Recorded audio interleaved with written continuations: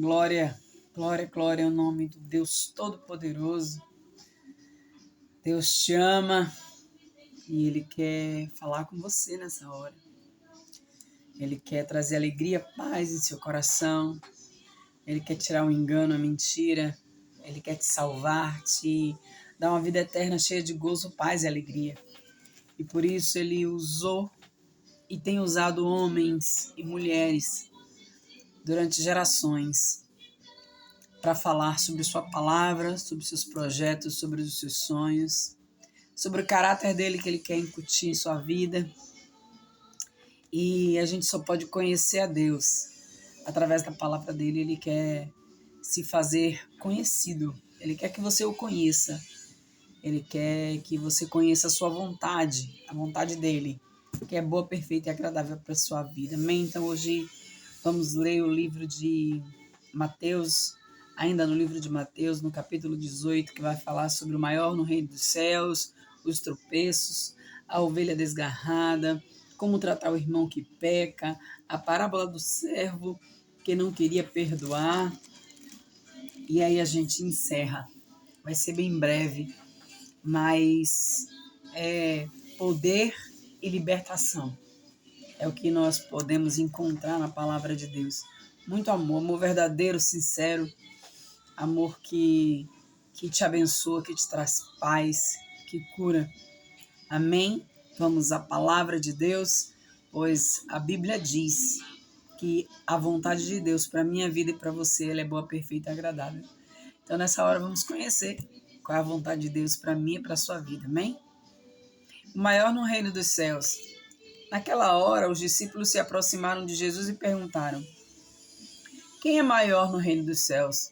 Jesus, achando uma criança, colocou-a no meio deles e disse: em verdade lhes digo, se vocês não se converterem e não se tornarem como uma criança, de maneira nenhuma entrarão no reino dos céus. Portanto, aquele que se humilhar como esta criança, esse é o maior no reino dos céus. E quem receber uma criança tal como esta, em meu nome, a mim me recebe. Criança, ingenuidade, pureza, sinceridade, são características de uma criança, né? O homem vai crescendo e adquirindo maldades, comportamentos que não agradam a Deus. Então o Senhor quer que a gente haja como criança, com simplicidade, com sinceridade, com verdade, diante dele. Assim é um crente verdadeiro, que age com sinceridade, amém, com simplicidade, com o coração de uma criança aberto para receber, né? Limpo, coração de uma criança limpo, esperando receber um alimento precioso que vem da parte de Deus. Se humilhe diante de Deus e Ele te exaltará. Os tropeços. E se alguém fizer tropeçar um desses pequenos que crê em mim, seria melhor para esse que uma grande pedra de moinho fosse pendurada no seu pescoço e fosse afogado na profundeza do mar. Ai do mundo por causa das pedras de tropeço, porque é inevitável que elas existam, mas ai de quem é responsável por elas. Ai daqueles que, além de não entrarem no reino dos céus, por acharem que a sua vontade, a sua forma de vida, a sua ética supera a de Deus e que Deus vai aprovar e vai assinar embaixo tudo aquilo que se faz de forma ilícita, né? Ai desse, que além de fazer com sua própria vida, ainda traz escândalo no meio do povo de Deus, para que leve muitos a pecarem e abandonarem o Senhor. Que Deus tenha misericórdia. A minha oração é: se arrependa em nome de Jesus. Não seja pedra de tropeço, em nome de Jesus Cristo. Seja um vaso na mão do Senhor, um vaso santo e poderoso para ser usado nas mãos do Deus vivo. Amém? Glória a Deus. Se sua mão ou se o seu pé levar você a tropeçar, corte, jogue fora, pois é melhor você entrar na vida manco ou aleijado do que com 2 mãos ou 2 pés ser lançado no fogo eterno. E um dos seus olhos levar você a tropeçar, arranque-os e jogue fora, pois é melhor você entrar na vida com um só dos olhos do que tendo 2 ser lançado no inferno e no fogo.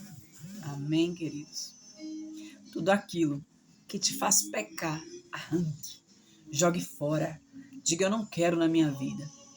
Peça isso ao Senhor. Agora eu digo uma coisa por experiência própria.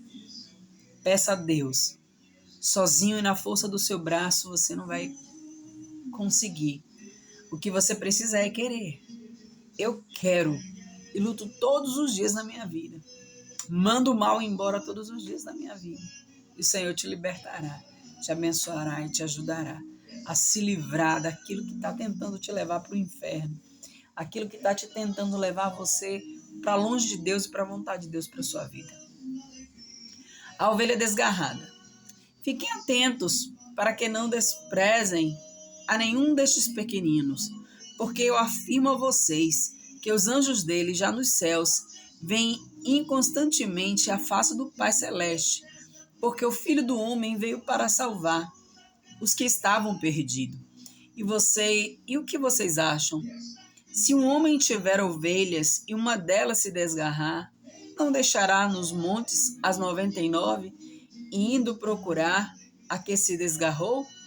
E se consegue encontrá-la, em verdade lhes digo que ficará mais alegre por causa desta do que pelas 99 que não se desgarraram.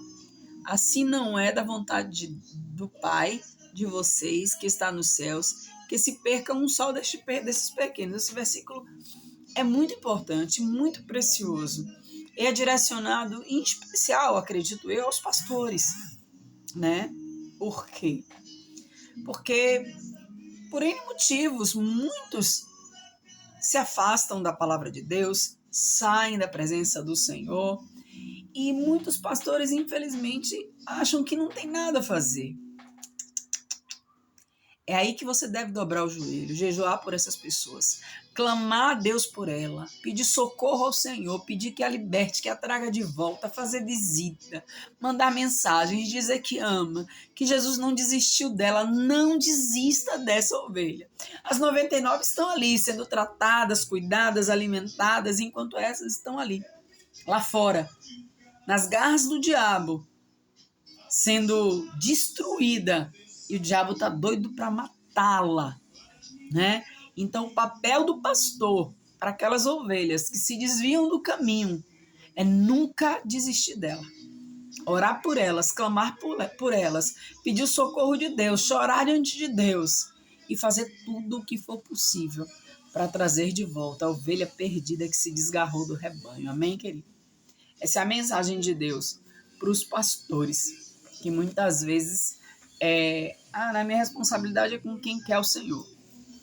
É uma forma meio dura, né, de se tratar, porque seres humanos, a Bíblia diz que existem os frágeis na fé, mas os mais fortes precisam sustentar os mais frágeis, né? E muitas vezes os mais frágeis não conseguem se manter no caminho. E o nosso papel como pastor é nunca desistir deles, é clamar por eles. Ninguém sabe quem é joio e quem é trigo. E se ele saiu, ele pode ser um filho de Deus, uma ovelha. Ele pode não ser um bode, um rebelde, né? Ele pode ser uma ovelha que por alguma ferida, por algum machucado ficou para trás, né? Mas vai lá e socorre, cura as feridas, trata e traz de volta para o rebanho, para o aprisco do Senhor, porque o Senhor a ama. E ele diz que ele fica muito mais alegre com aquela que é, né, resgatada, né? Porque os outros estão lá já sobre a guarda dele, então a alegria dele é profunda quando alguém se volta para ele, né, para ele. Enfim, como tratar um irmão que peca? Se seu irmão pecar contra você, vai e repreenda-o em particular. Se ele ouvir, você ganhou seu irmão. Mas se não ouvir, leve ainda com você 2 pessoas para que, pelo depoimento de 2 ou 3 testemunhas, toda a questão seja decidida. E se ele se rebelar e ouvir essas pessoas, exponha o assunto à igreja. E se ele se recusar a ouvir também a igreja, considere-o como gentil publicano. Ele não quer se consertar. Ele não quer. Então ele não é um cristão, né? Aqui também é um meio com a direção para a organização da igreja.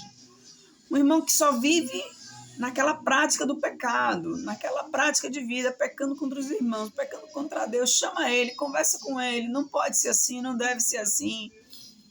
Enfim, são questões meio que bem administrativas ali na igreja, né? Acredito que pastores precisam tomar posições difíceis, a tirar de cargo, a colocar, né? A gente tem um termo no banco, mas assim, afastá-lo realmente das atividades da igreja, porque ninguém pode estar numa prática de pecado, num testemunho contrário no mundo e dentro da igreja querendo exercitar, né, aquilo que é santo e aquilo que é de Deus. Não é isso? Então devemos tomar cuidado com isso. O pastor deve ter muita sabedoria para tratar com essas ovelhas e ovelhas que estão ouvindo isso. Em nome de Jesus, quando um irmão te chamar a atenção, né? Quando um pastor te chamar a atenção, é Deus que está enviando por amor, porque quer que você mude, porque você está andando por um caminho que está te levando para longe de Deus, está denegrindo a tua imagem, está acabando com você, né? Está destruindo a sua moral, tá te dando uma fama terrível e as consequências espirituais serão também terríveis contra você. Então, em nome de Jesus, se alguém te chamar, né, para dizer, olha, meu querido, isso que você está fazendo está trazendo muita tristeza ao coração de Deus, isso é pecado, e pecado que vai trazer consequências graves para a sua vida. Em nome de Jesus, o melhor caminho é o arrependimento e pedir perdão a Deus e a quem você pecou, né? Em relação a quem você pecou. A Deus, a você mesmo, ao seu irmão, enfim. Oh, glória a Deus, a parábola do servo que não queria perdoar. Essa é uma das partes para mim que eu mais me emocionei novamente em reler, né? Porque aquele que não perdoa, que não tem um coração perdoador, está vivendo em engano profundo. Porque se você não perdoa, você não recebe o perdão de Deus. E não é a pastora que está dizendo. Não é. Quem está dizendo aqui é o Senhor, é o Deus Todo-Poderoso que está dizendo isso a você. Vamos lá? Então Pedro, aproximando-se, perguntou a Jesus: Senhor, até quantas vezes o meu irmão pecará contra mim e eu devo lhe perdoar? Até 7 vezes? Jesus respondeu: Não digo a você que perdoe até 7 vezes, mas até 70 vezes 7. Por isso, o reino dos céus é semelhante ao rei que resolveu ajustar contas com os seus servos. E passando a fazê-lo, trouxeram-lhe